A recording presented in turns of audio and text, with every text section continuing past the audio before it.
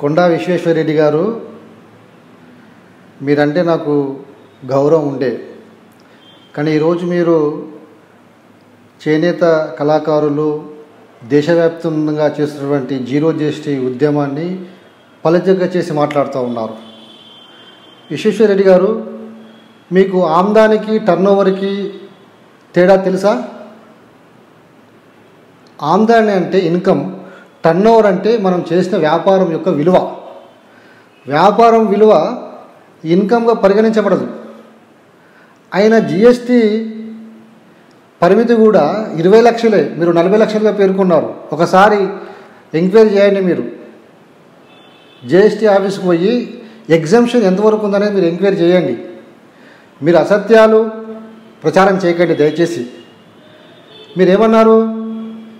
మునుగోడు ఎన్నికల నేపథ్యంలో zero GST ఉద్యమాన్ని తెర మీదకి తీసుకొచ్చారంటున్నారు. అయ్యా విశ్వేశ్వరరెడ్డి గారు, డిసెంబర్ 2021 డిసెంబర్ మాసం నుండి నిరంతరంగా దేశవ్యాప్తంగా మేము చేనేత మీద జిఎస్టీ తొలగించాలని ఉద్యమం చేస్తూ ఉన్నాం. నేను 2000 సంవత్సరంలో అఖిల భారత పద్మశాలి సంఘం చేనేత విభాగం అధ్యక్షుని అయిన తర్వాత ఈ జీరో జిఎస్టీ అంశాన్ని లేవనెత్తి ఇప్పటికీ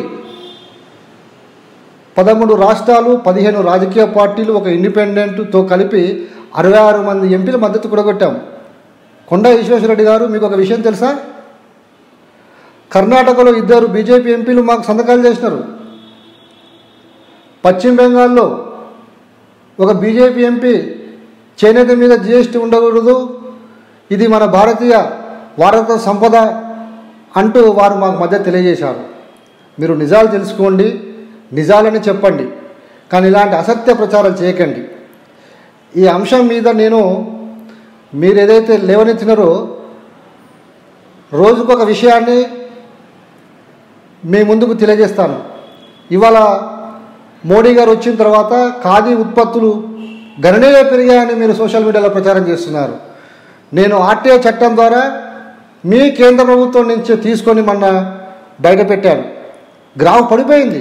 ఇలాంటి విషయాలు మా దగ్గర చాలా ఉన్నవి. గత 6 మాసాలుగా కేంద్ర ప్రభుత్వం నుంచి అధికారిక లెక్కలు దాదాపుగా 18 సంవత్సరాలకు సంబంధించినటువంటి చేనేత మరియు ఖాదీకి సంబంధించినటువంటి లెక్కలు మీరు తీసుకొచ్చారు.